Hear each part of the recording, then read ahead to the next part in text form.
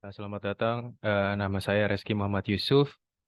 NIM saya 2190251. Dosen bimbing saya Pak Alex Zami. Ya, hari ini saya akan mempresentasikan tentang skripsi saya, tugas akhir saya dengan yang berjudul Pengaruh Kemampuan Kerja, Kompensasi, dan Disiplin Kerja terhadap Kerja Karyawan pada Bagian Produksi pada PT Murta Cokro Gerindo di Jakarta Timur.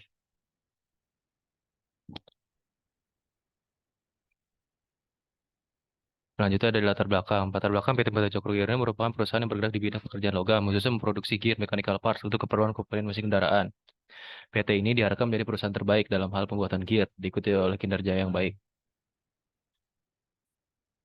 Namun pada praktiknya karyawan pekerja yang masih sering absensi sehingga perusahaan kehilangan waktu kerja akibat karyawan yang telat dan masuk kerja dan tidak masuk kerja. Hal ini dikarenakan karena karyawan sering absensi seperti alfa, keterlambatan, dan lupa absen, sehingga berakibat ke produktivitas menurun, penurunan gaji, tunjangan, dan menggalangkan peraturan perusahaan tindakan disipliner. Oleh karena itu, penulis termotivasi untuk untuk memiliki pengaruh kemampuan kerja kompensasi disiplin kerja terhadap kerja karyawan pada bagian PT Murta Joko Gerindo Jakarta Timur.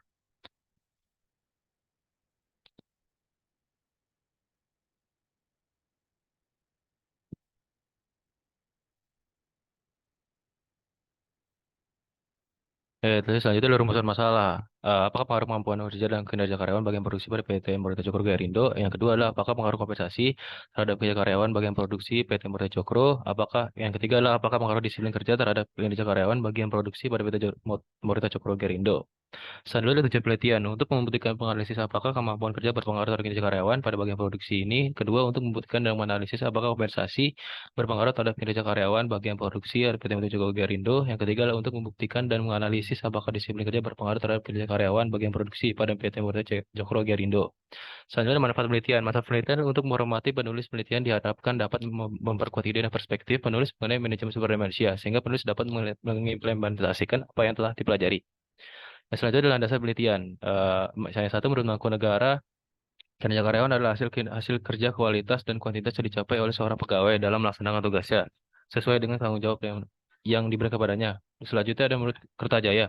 Kemampuan adalah segala sesuatu yang diberikan oleh kinerja seseorang, dengan kata lain untuk mampu menampilkan seseorang bekerja dan melaksanakan tugas dengan baik. Selanjutnya ada menurut Priyansa, menyatakan bahwa kompensasi adalah segala sesuatu yang diterima oleh pegawai dan balas jasa kerja mereka. Selanjutnya menurut Rifai adalah disiplin kerja adalah sesuatu atau alat yang manajer gunakan untuk berkomunikasi dengan karyawan agar mereka setuju untuk berubah sikap untuk membandingkan kesadaran karyawan akan menaati seluruh aturan. Selanjutnya adalah kerangka penelitian. Kerangka penelitian itu kemampuan kerja, kompensasi, dan disiplin kerja, yaitu Y-nya itu kinerja karyawan. Selanjutnya adalah metodologi penelitian. Jenis penelitian, penelitian kuantitatif, sumber data, data primer, teknik pengumpulan data, survei dan kuesioner, populasi dan sampel. Jumlah populasi ada 132 orang dan sampel saya ambil 100 responden saja. Selanjutnya itu adalah yang pertama adalah uji validitas. Uji validitas itu dari hasil analisis terlihat menunjukkan bahwa indikator variabel sebanyak 36 item dari keseluruhan variabel memiliki nilai 0,7, maka dinyatakan valid semua. Selanjutnya ada validitas selanjutnya ada outer loading. Dari tabel atas dapat dilihat dari hasil indikator variabel kemampuan kerja 0,7 dari total 8 indikator di atas sudah tidak ada tereliminasi karena lebih dari standar. Dan selanjutnya di variabel X1 juga lebih dari 0,7, di variabel X3 juga lebih dari 0,7, dan selanjutnya di Y juga lebih dari 0,7. Maka semua indikator tersebut dapat diterima. Selanjutnya ada validitas kediskriminan. Bisa diketahui kemampuan kerja memiliki nilai 0,6042, kompensasi memiliki 0,994, disiplin kerja memiliki 0,614, dan kinerja karyawan memiliki 0,582. Berdasarkan hasil AFV, di atas bisa kita simpulkan bahwa keempat konstruk variabel laten memiliki validitas yang baik karena memiliki hasil AV di atas lebih dari 0,5. Selanjutnya adalah cross-loading. Cross-loading dari hasil tabel cross-loading menunjukkan bahwa nilai korelasi masing-masing variabel lebih tinggi daripada variabel lainnya. Dengan itu, semua variabel laten sudah memiliki diskriminan validity yang baik, di mana blok indikator variabel tersebut tinggi dan indikator blok lainnya. Selanjutnya ada uji reliabilitas, yaitu Cronbach's alpha. Dari hasil tersebut, dapat disebutkan bahwa uji reliabilitas Cronbach's alpha dimiliki penelitian ini bernilai 0,7, yaitu pada variabel kemampuan kerja memiliki nilai cross-path alpha 0,920 dan nilai composite reliability 0,922. Untuk variabel kompensasi nilai cross-path alpha 0,91 dan nilai composite reliability 0,92. Untuk variabel disiplin kerja memiliki nilai cross-path alpha 0,910 dan nilai composite reliability 0,92. Dan yang terakhir untuk variabel kerja karyawan cross-path alpha 0,920 dan nilai composite reliability 0,921. Hal ini semua dinyatakan reliable dan aman. Selanjutnya ada R square. R square. R square ini kita muncul variabel yang mempengaruhi kinerja karyawan dengan nilai 0,773. Hal ini menunjukkan bahwa semua variabel independen bebas secara bersamaan memiliki pengaruh 7,7,3%. Selanjutnya ada F tabel F square. F square mengatakan variabel kemampuan kerja X1 menghasilkan 0,26. Selanjutnya itu memiliki pengaruh besar atau kuat karena sama dengan 0,35. Selanjutnya kompensasi menghasilkan 0,012 yaitu dianggap lemah karena kurang dari 0,02. Selanjutnya variabel disiplin kerja yang memiliki hasil 0,19 itu memiliki pengaruh menengah atau moderat. Nah, selanjutnya adalah hasil bootstrapping. Ini adalah hasil bootstrappingnya. Selanjutnya adalah pengujian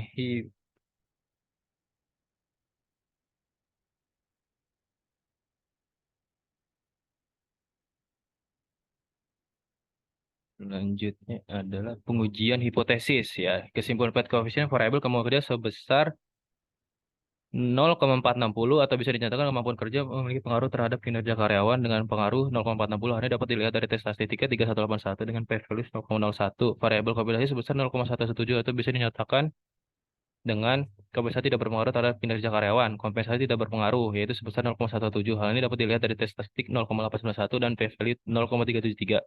Variabel disiplin sebesar 0,347 atau bisa dinyatakan disiplin kerja berpengaruh pengaruh besar yaitu 0,347. Hal ini dapat dilihat dari tes statistik 2,146 dan p-value 0,032.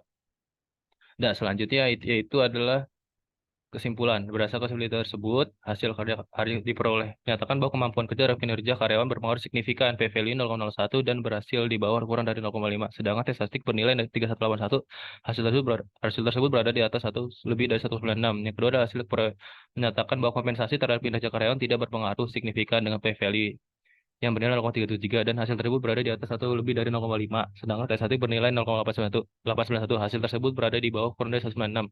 Hasil yang perlu untuk disiplin kerja terhadap karyawan yaitu p-value 0,32 dan hasil tersebut di bawah kurang dari 0,5. Sedangkan tes statistik bernilai 2146. Hasil tersebut berada di atas atau lebih dari 196. Implikasi variabel kemampuan kerja dari hasil tersebut dinyatakan tes statistik signifikan karena hasil 196 dan p-value lebih kecil dari 0,05. Dengan demikian, bahwa hipotesis yang menyatakan kemampuan kerja berpengaruh positif bagi kinerja karyawan diterima. Selanjutnya ada variabel disiplin kerja. Selanjutnya yaitu variabel kompensasi dari hasil tersebut nyatakan tes statistik tidak signifikan karena kurang dari 1,96 dan p-value lebih dari 0,5. Karena demikian bahwa hipotesis yang menyatakan kompensasi berpengaruh negatif terhadap kinerja karyawan ditolak. Berdasarkan kesimpulan hipotesis kedua di dalam penelitian ini adalah kompensasi tidak memiliki pengaruh signifikan terhadap peningkatan kinerja karyawan. Selanjutnya itu adalah disiplin kerja dari hasil tersebut tes statistik yaitu lebih dari 196 dan p-value kurang dari 0,5. Dengan demikian bahwa hipotesis disiplin kerja berpengaruh positif terhadap kinerja karyawan. Selanjutnya itu adalah saran. Sarannya itu bagi perusahaan untuk meningkatkan kinerja karyawan yang menurun di PT Morita Joko Gerindo di Jakarta Timur, perusahaan harus mengetahui bahwa kemampuan kerja, kompensasi dan disiplin kerja harus sangat berpengaruh terhadap kinerja karyawan. Karyawan dapat meningkatkan kinerja mereka dengan memperbaiki aspek yang lemah. Variabel kemampuan kerja yang paling mempengaruhi kinerja karyawan secara parsial harus dipertahankan dan harus diperbaiki. Dan bagi penelitian selanjutnya, hasil penelitian menunjukkan bahwa kemampuan kerja, kompensasi disiplin berapa pada kerjawan. Oleh karena itu diharapkan bahwa peneliti selanjutnya meneliti variabel tambahan yang belum diteliti seperti kepribadian, keterampilan, persepsi, kepemimpinan, belajar dan lain-lain atau meneliti subjek lainnya. Terima kasih. Assalamualaikum warahmatullahi wabarakatuh.